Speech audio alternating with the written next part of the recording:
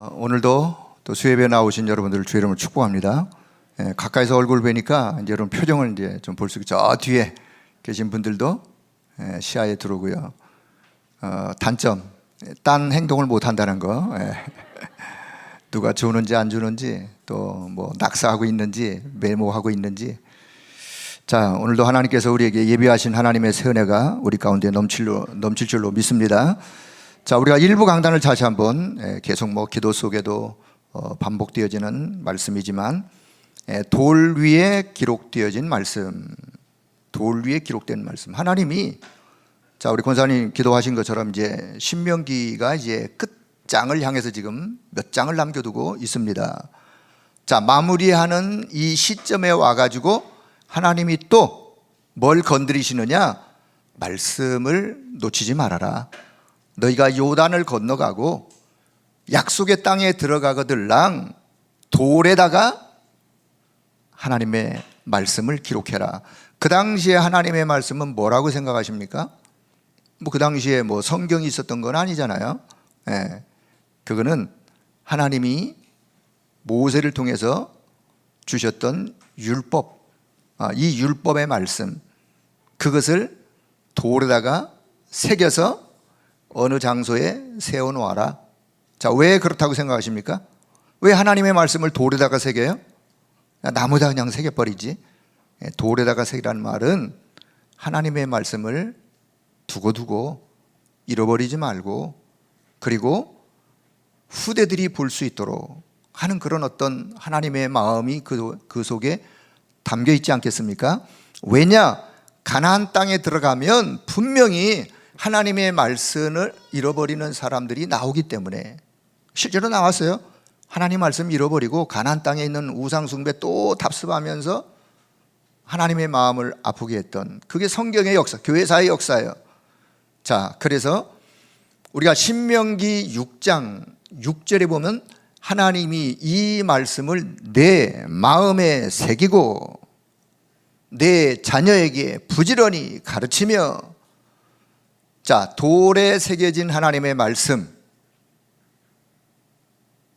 결국은 돌에 새겨놓고 나하고 무관하다 그 말이 아니라 하나님이 돌에 새기라고 하는 의도를 이해하시고 결국은 돌에 새긴 것처럼 하나님의 말씀을 너의 마음에 새겨라, 그 말씀이에요.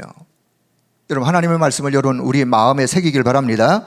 마음에 새기는 것을 또 다른 말로 편집하면 하나님의 말씀으로 내 인생을 편집하고, 내 인생을 편집한다는 말을 다른 말로 말하면 하나님의 말씀을 내 영혼 속에, 내 가슴 깊은 곳에 각인을 시키는 거예요.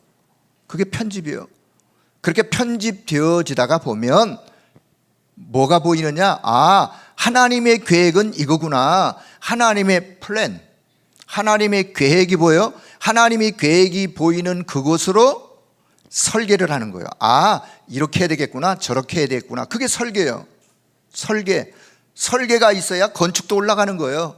하나님의 말씀이 내 인생에 설계되어질 때에 드디어 내가 현장으로 가서 드디어 현장에서 하나님의 말씀으로 이제는 디자인, 뭔가를 이제는 만들어가는 거예요. 응답 받아가는 거예요. 말씀 성취의 길로 가는 거예요. 그래서 그걸 보고 디자인, 그래서 하나님의 것으로 편집, 설계, 디자인. 그러니까 하나님의 것이 뭐냐? 영원한 하나님의 말씀이에요. 자, 그래서 1부의 강단의 말씀을 받았다면 2부 강단 신명기 28장은 아주 너무너무 중요한 장이에요. 자, 하나님이 이제 신명기 마지막 끝부분에 와서 28장에서 이 말씀 속에 있는 자 이런 축복이 있을 것이다. 이 말씀 벗어난 자에게 이런 저주와 재앙이 따를 것이다. 자, 그런데요, 신명기 28장을 여러분이 한번 잘 보세요.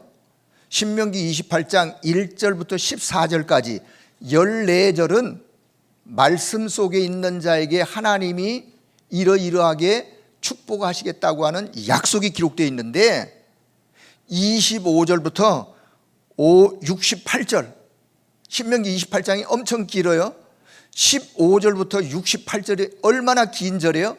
이 절에 구구절절 얼마나 자세하게 세밀하게 말씀 떠나면 이러이러한 저주가, 이러이러한 재앙이 몰려올 것이기 때문에 말씀 떠나지 말아라. 단순한 순종해라, 순종하지 않는 행위를 강조하는 게 아니라 그랬어요. 말씀 속에 있는 자, 말씀 속에 있으면 말씀 따라가면서 말씀 순종은 그냥 되어져 가게 있는 거예요. 그래서 여러분, 순종하려고 애쓰지 마시고 언약의 말씀 속에 담겨 있기를 바랍니다. 자, 특별히 말씀 속에 있는 자에게 신명기 28장 12절을 잘 보시면 하나님이 뭐라고 말씀하느냐? 하늘의 아름다운 보고를 여시사. 아름다운 보고, 보고가 뭐냐? 보고가 뭐 윗사람에다 이야기하는 보고, 그런 보고가 아니에요. 보화의 창고. 거기서 말하는 보고라는 단어는 하늘의 아름다운 보화 창고, 보물 창고, 그게 보고예요. 그 보고를 여시사, 그게 보좌의 축복이요. 다른 말로 표현하면 보좌의 축복, 하늘의 아름다운 보고를 여시사 때를 따라 비를 내리고. 비가 아무 때나 오면 안 돼요. 와야 될 때 와야 되는 거예요. 아무 때나 오는 건 그거는 홍수예요. 물론 홍수도 필요하겠지만 적당히 때를 따라 비를 내리시고 너가 하는 모든 손으로 하는 일에 복을 줄 것이고, 더 나아가서는 너가 머리가 될지언정 꼬리가 되지 않게 하시고. 그게 서밋이요. 서밋이 뭐냐? 그냥 그 어떤 시대에 어떤 현장에 결국은 하나님이 영적인 리더로 세우는 그 머리 아니에요? 그게 서밋이에요. 영적인 서밋.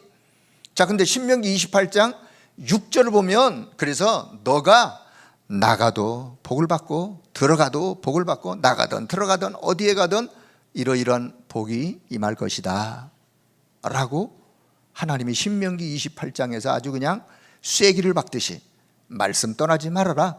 그리고 이제 15절부터 68절까지 그렇지 못한 자에게, 개인에게, 가정에게, 산업에게, 그 시대에게 아주 그냥 얼마나 구체적으로, 집에 가서 나중에 한번 읽어보시고, 자, 저주 재앙에 대한 말씀을 받으면서 두려워하거나 마음에 무거움을 갖지 마시고 여러분, 하나님의 말씀 속으로 들어가는 자 되기를 축복합니다. 우리는 이미 하나님의 말씀 속에 담겨 있어요. 자, 그런 자에게 신명기 29장에 오면 하나님이 다시, 자, 28장 끝부분에서 저주 재앙에 대한 많은 말씀들을 했기 때문에 29장에 와서 다시 하나님의 약속의 말씀, 언약을 다시 회복하는, 언약을 다시 기억하게 하는, 하나님이 맺은 언약을 다시 기억하고 회복하도록 만들어서 30장에 와가지고 드디어 아주 중요한 이야기를 하나님이 이스라엘 백성들에게 다시 말씀하세요. 복 받는 길이 뭐냐? 진짜 너희들이 인생에 성공하는 길이 뭐냐? 복을 받는 길이 뭐냐? 여호와의 말씀을 청종하는 자. 신명기 30장에서 여호와의 말씀을 청종하는 자, 청종하여, 이 말이 계속 반복되어 나옵니다. 뭐예요? 말씀을 청종한다는 말을, 말씀을 듣는 거예요. 자세히 듣고 듣는 것으로 끝나는 게 아니죠. 그 말씀을 마음판에 새기는 거예요. 언약으로 마음판에 새기고 그 말씀을 붙잡고 가는 거예요. 자, 그러면서 이제 모세의 사역이 마무리가 되어지는, 하나님은 여호수아를 통해서 가나안 땅을 정복해 하시는 하나님의 계획이 신명기 마지막 부분에 기록이 되어 있어요.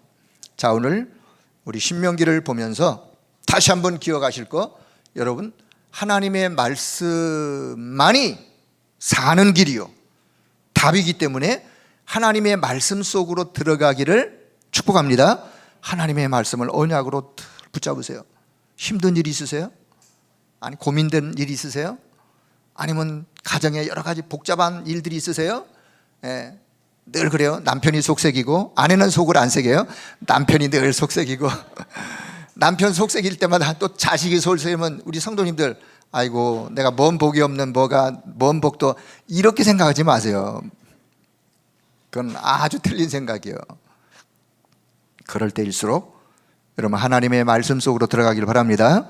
말씀 속으로 들어가시고 말씀을 언약으로 붙잡고 그 말씀이 내 인생을 편집하고 그 말씀으로 설계하고 그 말씀으로 현장에 디자인해서 결국 말씀 성취의 축복을 누리는, 하나님은 저와 여러분을 이미 그런 자들로 부르신 줄로 믿습니다. 자, 그래서 오늘 사도행전 1장 1절에 14절, 자, 우리가 237 치유 서밋, 이 말씀이 여러분 개인의 인생에 또 우리 교회에 성취되어지기를 바라는 마음에서 우리 목회자들에게 주신 말씀이 있었어요. 그래서 237 이 부분을 여러분이 어떻게 이해하고 237은 나하고 거리가 멀어 라고 생각하면 안 돼요.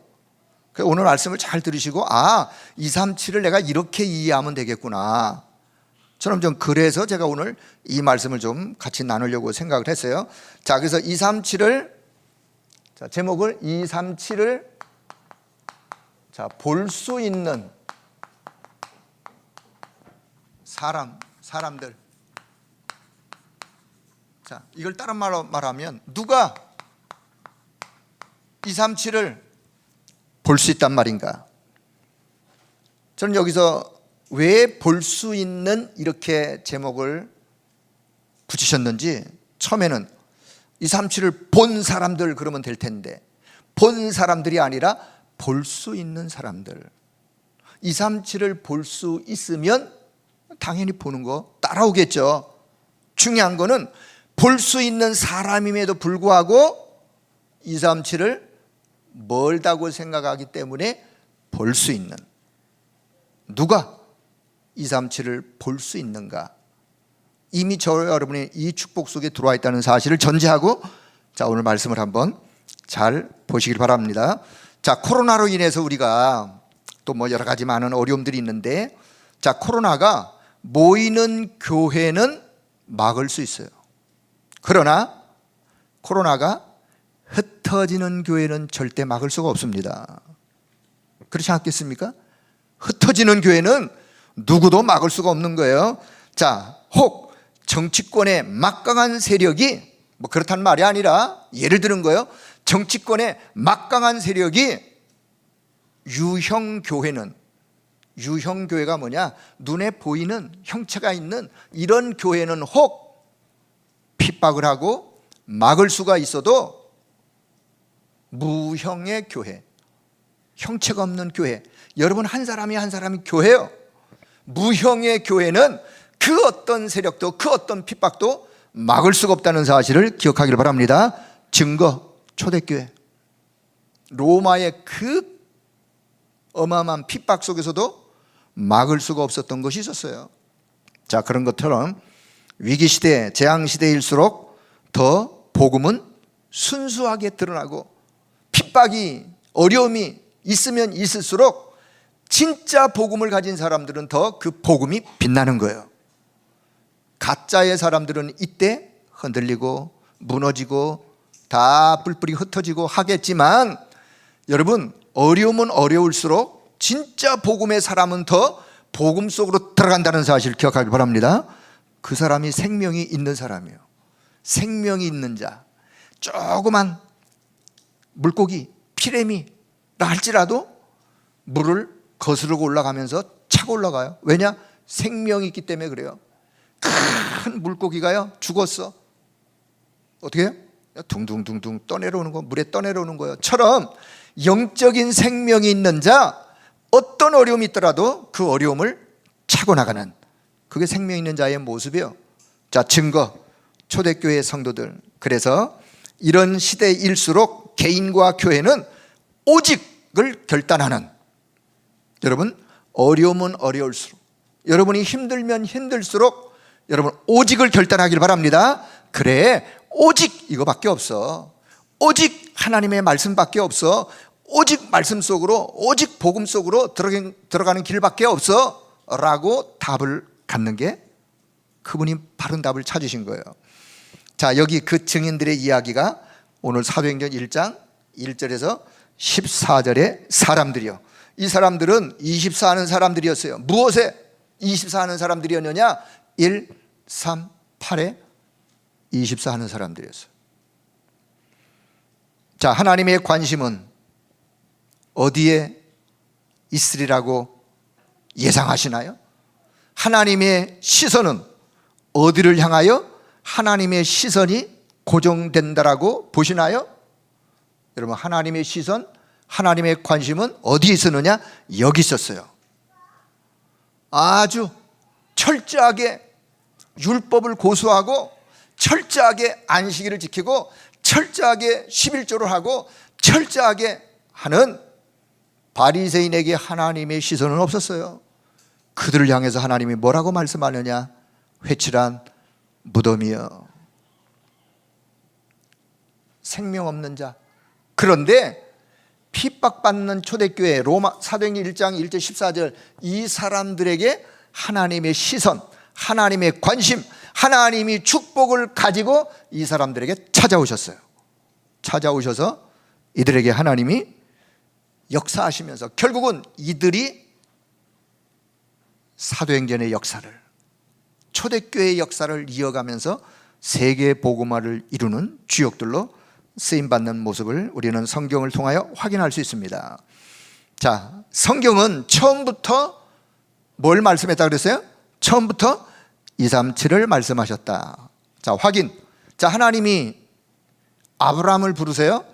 아브라함을 부르시면서 창세기 12장 3절 땅의 모든 족속이 너로 말미암아 복을 얻을 것이다. 아브라함을 부르시면서 아브라함아, 땅의 모든 족속이 너로 말미암아, 복음 가진 너로 말미암아 너를 통해서 모든 족속, 모든 민족이 복을 받겠다는 말. 이 말은 이 축복이, 아브라함이 가지고 있는 이 복음 안에 있는 축복이, 복음의 비밀이 237 나라에 전달될 것을 하나님은 말씀하세요. 자, 창세기 22장 모리아산에서 그 아들 이삭을 드릴 때 하나님이 창세기 22장 18절에 또 내 씨로 말미암아 천하 만민이 복을 받으리라. 다시 말하면 하나님은 처음부터 아브라함을 불러서 이스라엘 민족을 형성케 하시고 하나님의 계획을 세계 복음화로 이루어 가시는데 처음부터 237을 말씀하셨다.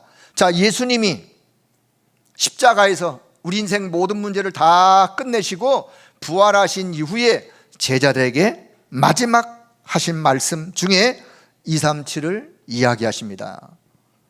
모든 민족 제자 삼아라, 땅 끝까지 증인이 되어라.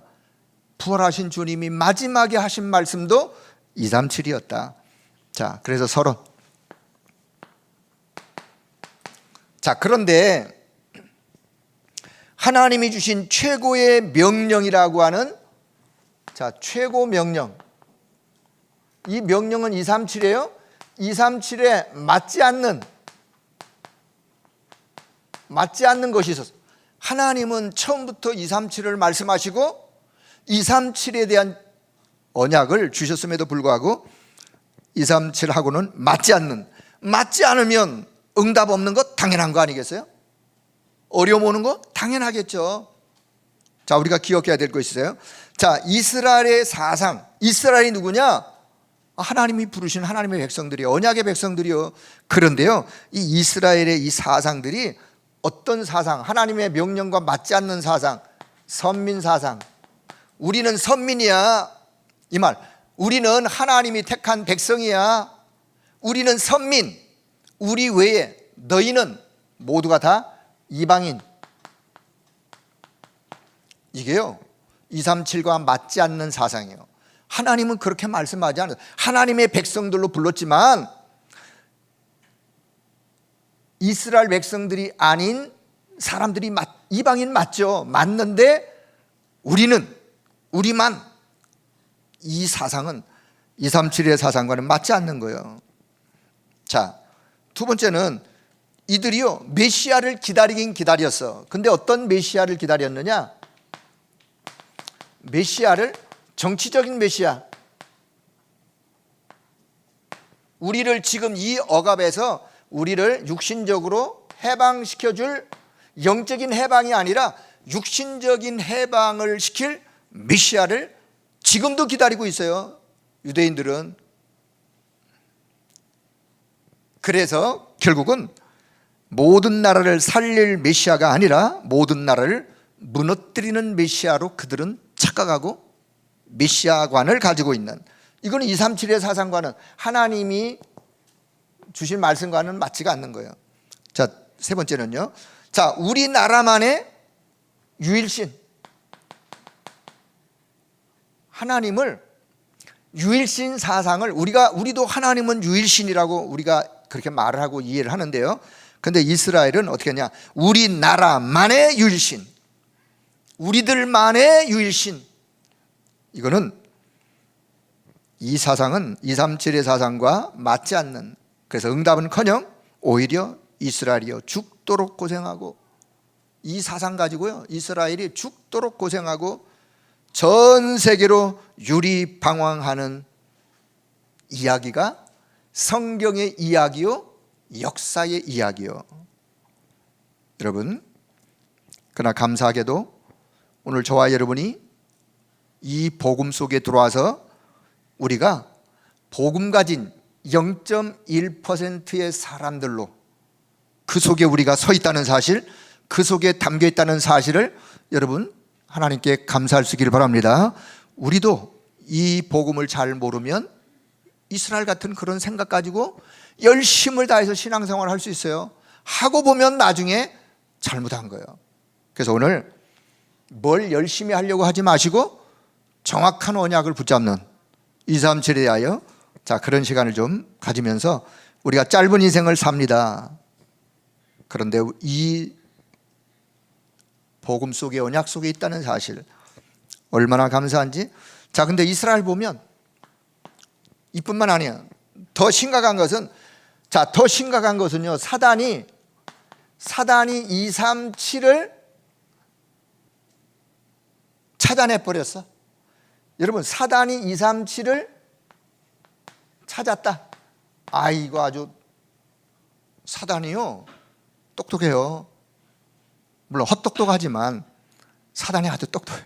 사단이 237을 찾아냈어. 우리는 까마득하게 237을 잘 모르고 있는데, 한국교회는, 세계교회는, 예수 믿는 하나님의 사람들은 237에 대해서 관심도 없는데 사단이가 이걸 찾아냈어요. 창세기 3장 내 동기 6장, 내 이익 11장, 내 야망, 좀 다른 말로 표현했어요. 내 동기, 나 중심이요, 내 이익, 모든 것이 육신 중심, 세상 중심, 물질 중심, 내 이익이요 11장, 내 야망, 내 성공, 내 야망, 요걸 가지고 사단이가 237을 찾아내는데, 자, 전략, 네피림 전략.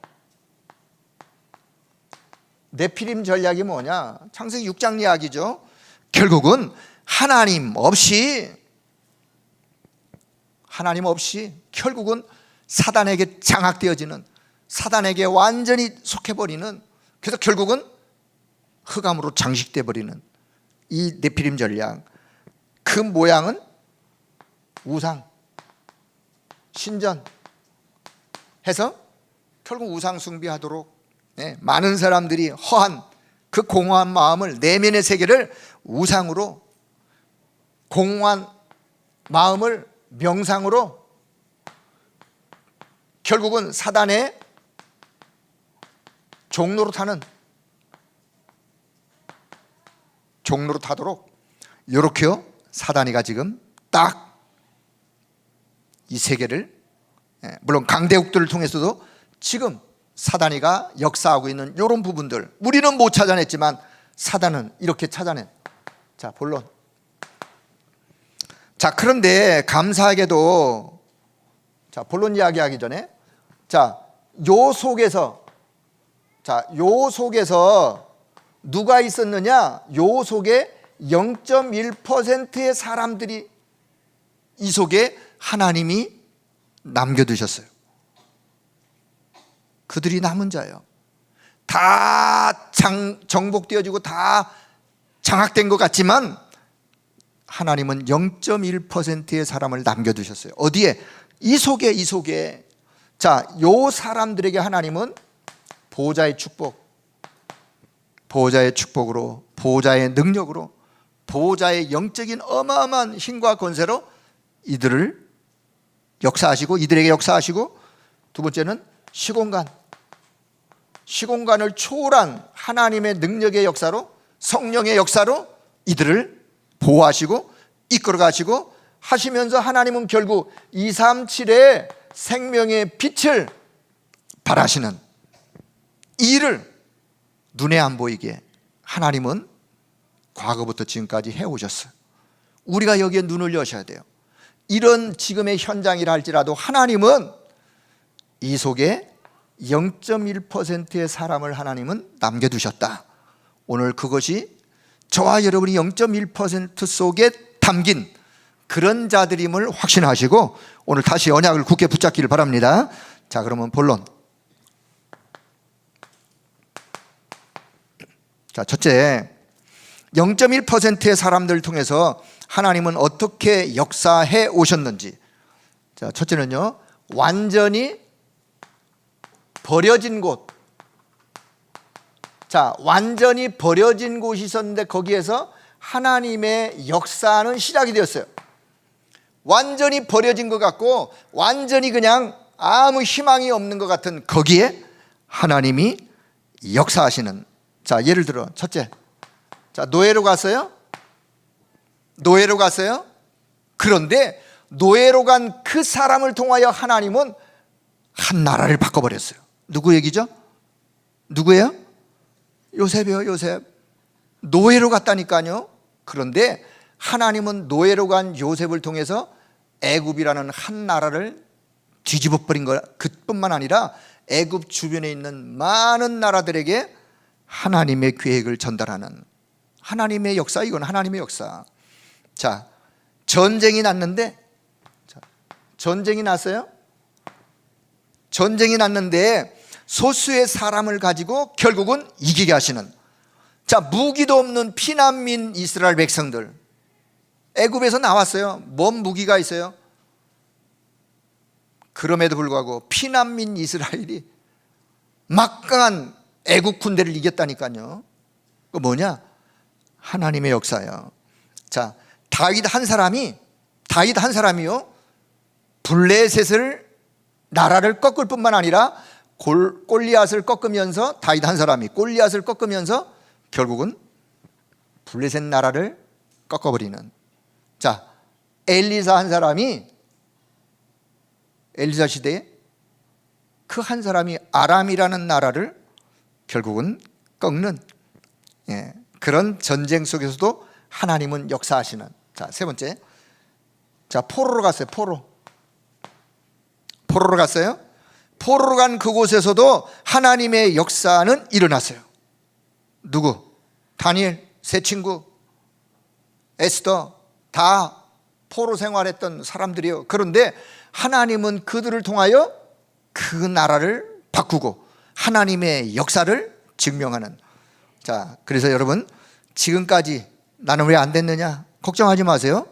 안 됐느냐 생각하지 마시고 다시, 나는 아무것도 할 수 없는 완전히 버려진 곳에 있는 혹 내 환경이고 오늘의 나의 상태라 할지라도 여러분, 하나님의 언약 속으로 들어가면 하나님이 여러분을 통하여, 우리를 통하여 하나님이 행하신다는 사실을 기억하길 바랍니다.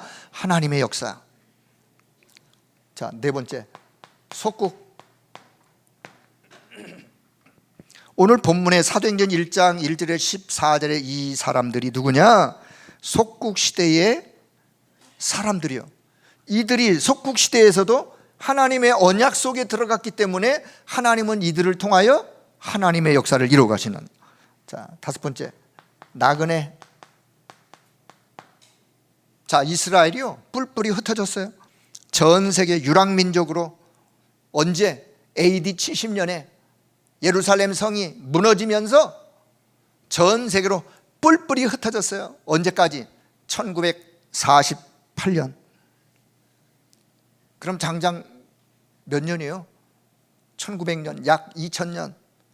여러분, 약 2000년 동안 이스라엘이 나라 없이 전 세계로 흩어졌다니까요. 흩어져서 얼마나 많은 핍박, 유대인이라는 그거 하나 때문에 핍박, 살해, 이스라엘의 역사예요. 성경의 역사. 왜 그러느냐? 그런 속에서도 하나님은 흩어진 나그네 속에 누구를 남겨두셨느냐? 0.1%의 사람을, 흩어진 자, 나그네, 생각지도 못하고 있는 그 일 속에 하나님의 계획을 발견하고 하나님은 237 볼 수 있는 사람을 남겨두셨어요. 그래서 하나님은 그 237에 그 사람 남겨두신 그 자들을 통하여 새로운 하나님의 역사를 또 하나님은 이루어 가시는데, 자, 두 번째, 절대 불가능.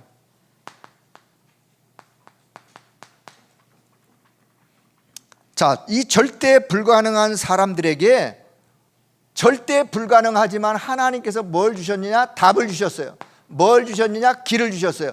그걸 보고 우리는 언약이라 그래요. 여러분, 오늘 여러분이 붙잡으셔야 될 게 뭐냐? 다시 한번, 이 언약이요. 절대 불가능하고 하지만 하나님이신 언약은 뭔지.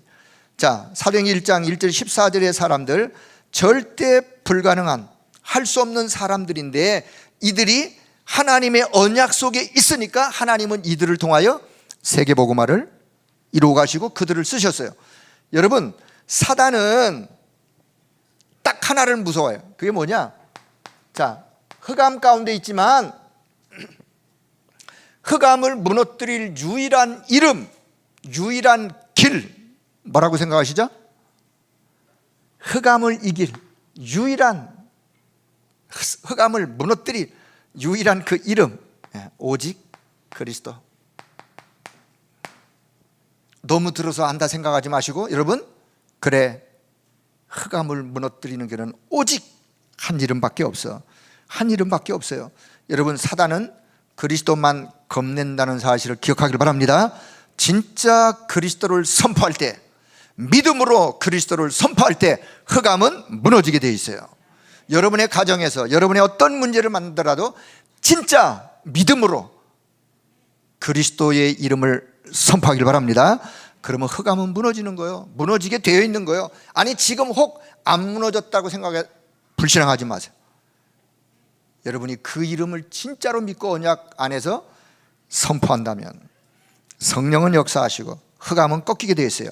자, 두 번째는 세계를 치유할, 자, 세계를 치유할 유일한 방법. 여러분, 세계를 치유할 유일한 방법은 오직 하나님의 나라의 일이요. 예수님이 40일 동안 감람산에서 제자들을 불러 하나님의 나라의 일을 집중하여 말씀하셨어요. 왜냐? 이 세계가 다 병든 세상이라 이 병든 세상을 치유할 유일한 방법이 있다면 다른 게 아니라 하나님 나라의 일, 그리스도라고 하는 이 언약을 통해서 하나님의 나라의 일을 이루어가는, 그게 이 세상을 치유하는 방법이에요. 자, 세 번째, 그래서 세계를 살릴, 237을 살릴 능력은 하나밖에 없어요. 하나. 그 능력이 뭐냐? 오직 성령. 오직 성령으로 237을 살릴 능력 하나밖에 없는데 오직 성령으로. 여러분, 그렇다면 지금까지 우리가 1, 3, 8, 9호가 아니고 여러분 우리가 일평생 끊임없이 우리의 고백 속에, 기도 속에, 감사 속에 138이 늘 고백되길 바랍니다. 이 고백이 고백되는 그 현장마다 흑암은 결박될 것이고 그렇습니다. 그래서 여러분, 낙심할 것도 없고 안 된다고 교만할 것도 없고 이 믿음을 가지시고 하나님 앞에 순간순간 쓴다면 하나님은 이 138의 언약을 가진 그 자를 통하여 하나님께서 하나님의 일을 행하신다는 사실. 오늘 사도행전의 역사 다른 거 아니에요. 오늘 이 14절 속에 있던 이 사람들 뭐가 있었느냐? 이 부분이, 이게 언약으로 분명히 그들 속에 담겨 있었어요. 자, 그렇다면 세 번째, 증인들 얘기예요. 성경에 있는 증인들, 이 증인들은 이름이 없는 사람들이었어요. 이름이 없단 말은 어떤 호칭 부르는 이름이 없단 말이 아니라 아무도 알아주지 않는, 이름 없이 가장 중요한 곳에 그러나 쓰임을 받았던 언약 속에 있었던 증인들. 자, 누구? 요게벳. 자, 요게벳이 누구죠? 요게벳 누구예요? 모세의 어머니 요게벳. 요게벳이 한 것 별로 없어요. 요게벳이 한 게 뭐 있겠어요? 부모가 자기 자식 잘 키우는 거 당연히 모든 부모들이 다 하지. 그러나 요게벳은 그 어린 모세에게 가장 중요한 것을 전달했어요. 요게벳이 한 것은 자기 아들 모세에게 어릴 때 가장 중요한 것을 전달할 그것밖에 없었어요. 그러면 요게벳이 세계 복음화를 꿈꾸고 하느냐? 그런 건 아니었어요. 그런데 요게벳이 한 작은 거였지만 결국에 가서는 돌이켜보면 237을 볼 수 있는 사람으로 우리가 요게벳을 봐야 돼요.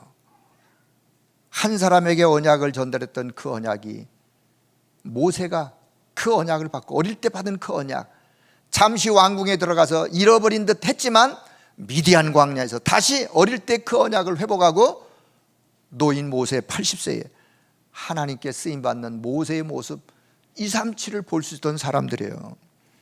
자, 그렇습니다. 라합이 누구죠? 기생라합, 여리고에 살던 기생라합. 이 기생라합이 힘없는 여인, 그러나 이 언약을 잡은 거예요.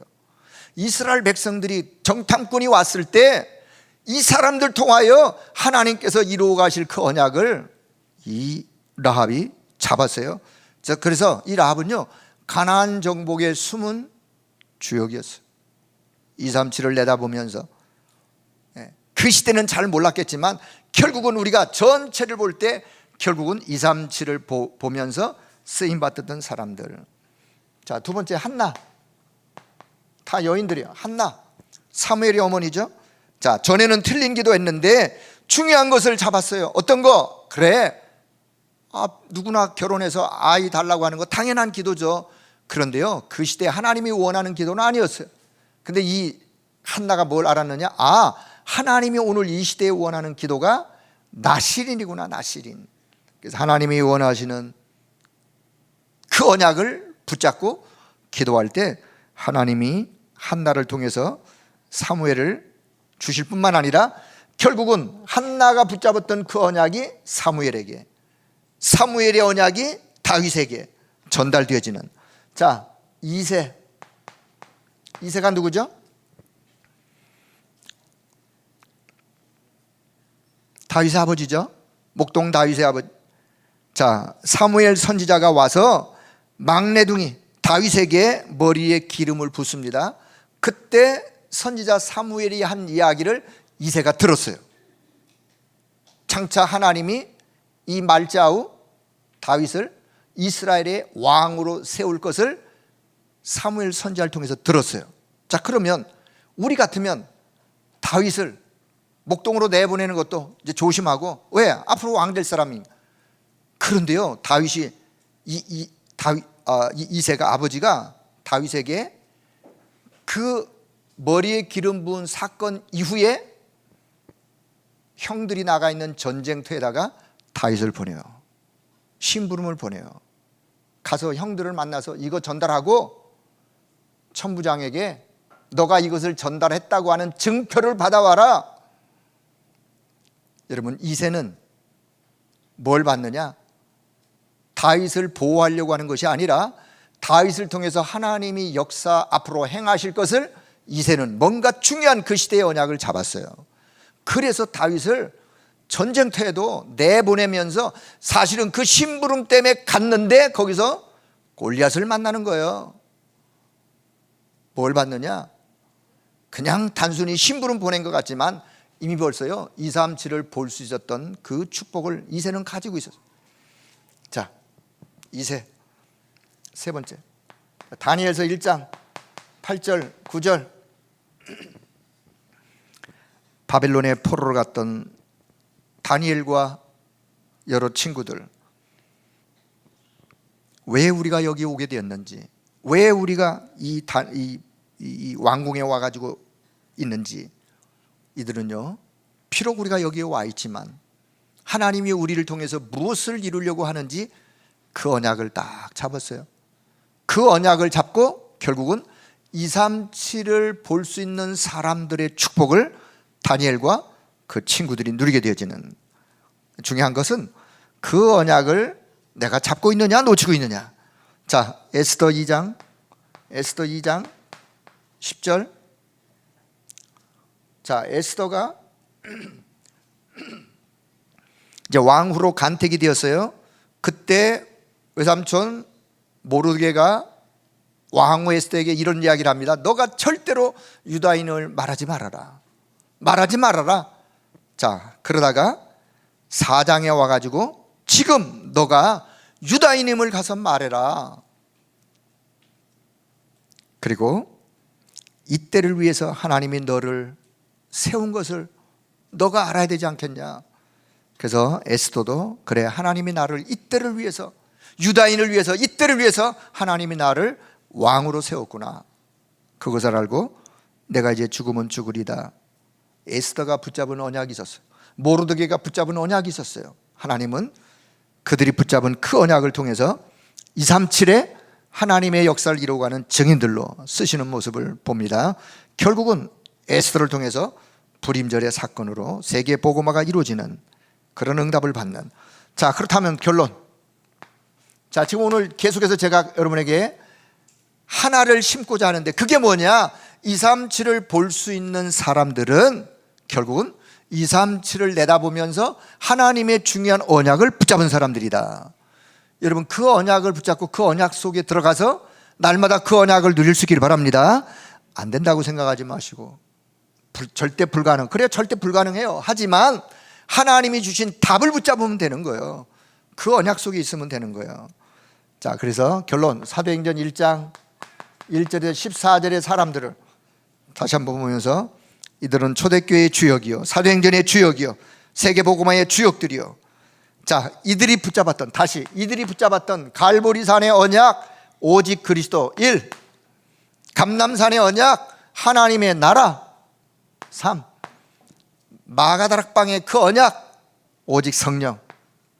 사도행전 1장 1절, 3절, 8절. 자, 이 138에 이게 언약이 언약. 이 언약을 이들은 여기에 오직, 여러분 오늘 저와 여러분 138의 언약으로 오직 되길 축복합니다. 오직의 답. 자, 요 언약으로 우리가 이게 진짜 내게 개인화되어야 돼요. 구호화되어지면 안 되고, 이 언약이 여러분 마음 깊은 곳에, 영혼 속에 어떻게 각인, 뿌리, 체질. 하나님 오늘 그것을 원하시는데 138의 언약으로 여러분 진짜 각인되고 뿌리 내리고 체질되어지는 그런 하나님의 은혜가 넘쳐나기를 바랍니다. 자, 두 번째는요. 자, 하나님의 것이 있어요. 하나님의 것. 요 하나님의 것이 내게 주신 것이 있어요. 이 하나님의 것을 내게 주신 것. 하나님의 것을 하나님이 내게 주신 것이 있어요. 요게 바로 나의 것이요, 나의 것. 자, 요 말을 좀 잘 이해하세요. 하나님의 것이 하나님이 내게 주셨어. 내게 주신 그것이 나의 것이에요.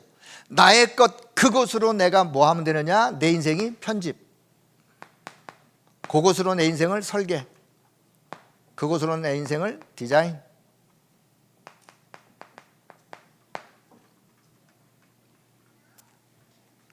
여러분, 지금 남은 인생, 저와 여러분 무엇을 하다 가시길 원하십니까? 하나님의 것, 그것을 나에게 주셨어. 내 것이 되었어. 그것으로 내 인생을 날마다 편집하고 하나님이 원하는 계획으로, 플랜으로 설계하고 그리고 그 축복을 현장으로 옮겨놓아 디자인해서 현장을 디자인해서 하나님이 원하는 축복의 현장으로 237을 살리는 현장으로 바꾸는 그 일에 쓰임받는 우리 모두가 되기를 주의 이름으로 축복합니다.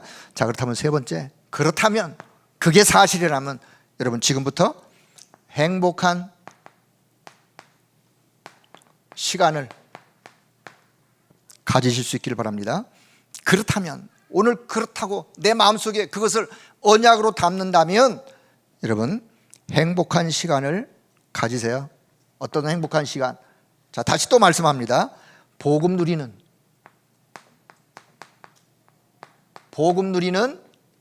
기도 24.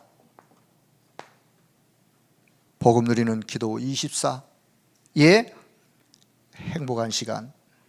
자, 두 번째는요, 하나님이 저와 여러분에게 237을 움직이는 영적 통신망을